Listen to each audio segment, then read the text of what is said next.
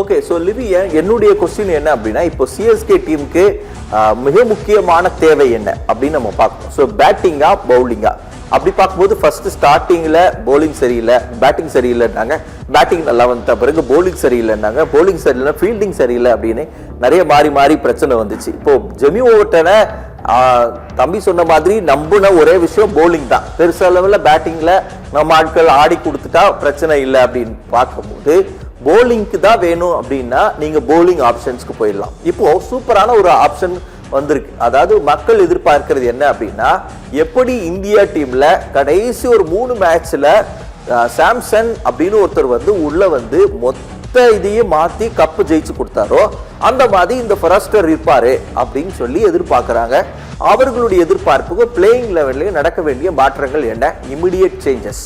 கண்டிப்பா, அதாவது பிளேயிங் லெவனை பொறுத்த வரைக்கும் பாத்தீங்கன்னா நீங்க சொன்ன மாதிரிதான். ஸோ ஏன்னா பேட்டிங் ஓரளவு நம்ம ஒரு 2-3 கேமாவே பாக்குறோம். ஸோ ஒரு 3 விக்கெட் 4 விக்கெட்டுக்கு மேல விழல. ஸோ நம்ம கிட்ட ஆல்ரெடி அந்த 7 பேட்ஸ்மேன் இருக்கிற அப்படின்றனால நம்ம போலிங் ஆப்ஷன் தான் வீக்கா இருக்கிறோம். ஸோ அதுவும் முக்கியமா தொடர்ந்து ஒரு 2-3 கேமாவே பாத்தீங்கன்னா மேக்ஸிமம் 5 bowlers வச்சுதான் நம்ம போயிட்டு இருக்கோம். ஸோ ஏன்னா தூபே எதுக்கு வச்சிருக்காங்க தெரியல, பட் அவர் போலிங் போடுவாரு. ஆனா அவர் ஒரு ஓவர் கூட அவங்க ட்ரை பண்ணல.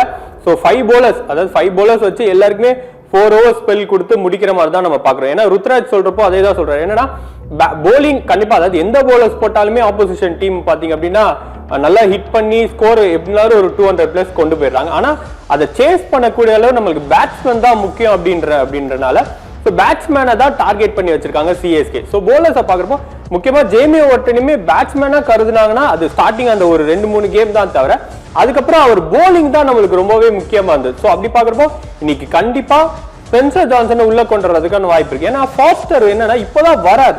ஸோ இந்த பிச்சை அடாப்ட் பண்றதுக்கு ஒரு டைம் வேணும்.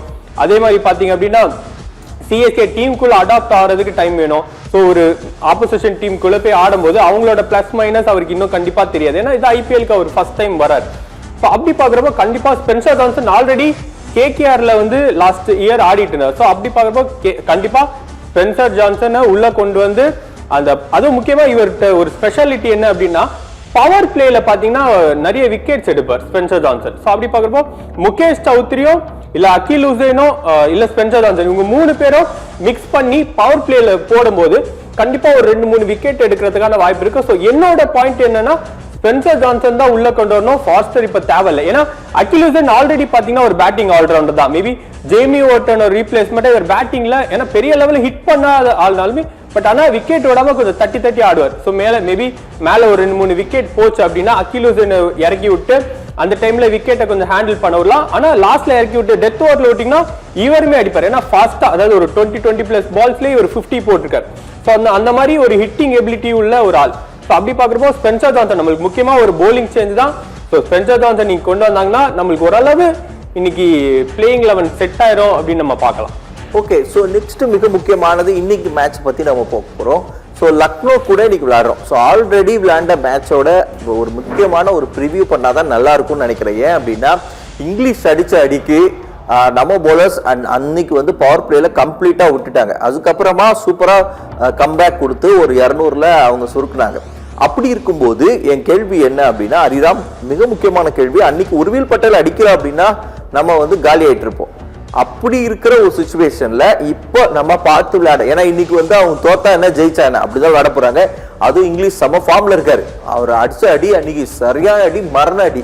அப்படி இருக்கும்போது நம்ம கிட்ட இருக்கிற பிளஸ் மைனஸ், அவங்க கிட்ட இருக்கிற பிளஸ் மைனஸ் குயிக்கா கரெக்டாக நீங்கள் சொன்ன மாதிரி லாஸ்ட் மேட்ச் பார்த்தீங்கன்னா உர்வில் பட்டேலான அந்த ஒரு கிட்டத்தட்ட பார்த்தீங்கன்னா கேமியா மாதிரி ஒரு ஷார்ட் டைம்ல நல்ல இன்னிங்ஸ் ஆடிட்டு போயிட்டாரு. அது கிட்டத்தட்ட நம்ம வெற்றியை வாங்கி கொடுத்தாலும் இவர் ஆள்னா என்ன ஆகும் அப்படிங்கிற ஒரு கேள்வி யாருக்கு எழுப்பாம வச்சு நீங்க சரியா கேட்டீங்க. அதே மாதிரி தான் இன்னைக்கு மேட்சஸ்ல பாத்தீங்கன்னா ஒரு சிங்கிள் பிளேயரை நம்பி டீமோட பேட்டிங் இருக்குமா அப்படிங்கிறதுக்கான வாய்ப்புகள் இன்னைக்கு இருக்காதுன்னு நினைக்கிறேன். கிட்டத்தட்ட பாத்தீங்கன்னா இது சாம்சன், ருத்ராஜ் கெய்க்வாட் பாத்தீங்கன்னா இன்னைக்கு ஒரு பிக் பஞ்ச் அமைக்கிறதுக்கான அதிக வாய்ப்புகள் இருக்கு. அதே சமயத்துல நீங்க லைன் போய் பாத்தீங்கன்னா உர்வில் பட்டேல், பிரேவிஸ், தூபே, கார்த்திக் சர்மா இவங்கெல்லாம் பாத்தீங்கன்னா ஒரு கன்சிஸ்டன்ஸா ரொம்ப ஆவரேஜான ஒரு வந்தோடனே போகாம இருக்கிற மாதிரி ஒரு ஸ்மால் 30+ பனிஷ்மெண்ட் அமைச்சிட்டு போறதுக்கு அதிக வாய்ப்புகள் இருக்கு. அது நம்ம இன்னைக்கு நம்ம கண்டிப்பா ஒரு பிக் பிளஸ்ஸா இருக்கும்.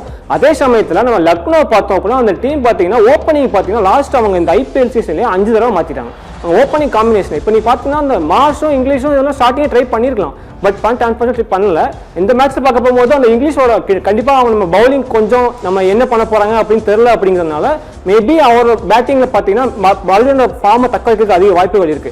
மற்றபடி ஆப்போசிட்ல பாத்தீங்கன்னா பவுலிங்ல அங்க ஷமி இருக்காரு. கிட்டத்தட்ட பாத்தீங்கன்னா அவர் ஸ்டார்டிங்ல டீம் வந்து சொதப்பினாலுமே அவர் கன்சிஸ்டன்ட்ல விளையாண்டுட்டு இருக்காரு. அப்படி போகும்போது இன்னைக்கு நம்ம லக்னோ பாத்தீங்கன்னா அவங்களுக்கு தோல்வி வெற்றி இதை தாண்டி அவங்க எந்த ஒரு ஃப்ரீயா விளையாடுறதுனால கிட்டத்தட்ட அவங்க வந்து இன்னைக்கு பெரிய அளவில் விளையாடுறதுக்கு வாய்ப்புகள் இருக்கு. அதே சமயத்தில் நம்ம பேட்டிங் வந்து அதை ஈடு கொடுத்து அதை தவிடுபடியாக்குறதுக்கு வாய்ப்புகள் இருக்கு.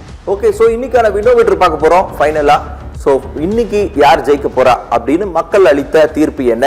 ஸோ சென்னை பக்கம் தான் ஆப்வியஸ்லி இருக்க போகுது அப்படின்னு என்னுடைய ப்ரெடிக்ஷன். ஆனா வெயிட் பண்ணி பார்க்கலாம். ஸோ லக்னோ பக்கம் இருக்கா இல்லைன்னா சென்னை ஜெயிக்கணும் அப்படின்றதா யதார்த்தம் என்ன அப்படின்னு பார்க்கலாம். ஸோ வினோமீட்டர் இன்னைக்கான லக்னோ பக்கமா இல்ல சிஎஸ்கே பக்கமா? ஸோ வினோமீட்டர் வரதுக்கு முன்னாடி வினோமீட்டர் வந்துடுச்சு ஆல்மோஸ்ட். ஆஹா 90-10 இது வந்து எந்த அளவுக்கு யதார்த்தம் அப்படின்னு எனக்கு தெரியல. யதார்த்தமான இதுல இன்னைக்கு சிஎஸ்கே எவ்வளவு பெர்சன்டேஜ் ஜெயிக்கும் குயிக்கா? கண்டிப்பா, அதாவது 50-50 தான் நான் சொல்லுவேன். ஏன் அப்படின்னா நேத்து நம்ம மும்பைக்கு சொன்ன அதே ரீசன் தான். ஏன்னா லக்னோக்கு இதுக்கு மேல இழக்கிறதுக்கு ஒண்ணுமே கிடையாது.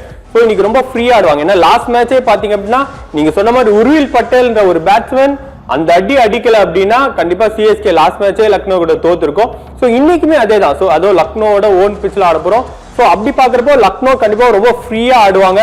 ஸோ 200லாம் மேபி அவங்க ஃபர்ஸ்ட் பேட்டிங் எடுத்து 200லாம் அடிச்சிட்டாங்க அப்படின்னா சிஎஸ்கேனால சேஸே பண்ண முடியாது. ஏன்னா நம்ம பேட்டிங்ல ஒரு மேட்சுக்கு ஒரு பேட்ஸ்மேன் தான் ஹெல்ப் பண்றாங்களே தவிர ஒரு டீமா ஒரு பிளேயிங் 11 அதாவது ஒரு 7 பேட்ஸ்மேன் அந்த மேட்ச்ல ஹெல்ப் பண்றாங்கன்னா கண்டிப்பா கிடையாது. ஸோ கண்டிப்பா இன்னைக்கு 50-50 தான் ரொம்ப டஃபா இருக்கும். பட் மேபி எக்ஸ்ட்ரா சொல்லலாம் 51 சிஎஸ்கே கொடுப்போமே தவிர அதுக்கு மேல நம்ம சிஎஸ்கே கொடுக்கிறது ரொம்ப கஷ்டம். ஓகே, சோ வெயிட் பண்ணி பார்க்கலாம். இன்னைக்கு ரொம்ப முக்கியமானது 50-50 அப்படின்னு சொல்றாங்க. ஆனா இருந்தாலும் ஹரிராம் சொன்ன மாதிரி முக்கியமான சில விஷயங்கள்லாம் லக்னோவை தலை திருப்ப மாதிரி ஒரு விஷயம் நடந்தா நீ சிஎஸ்கேக்கு லக்கு தான் அப்படின்னு சொல்லி பார்க்கலாம். ரெண்டு பேருக்கும் ரொம்ப ரொம்ப நன்றி.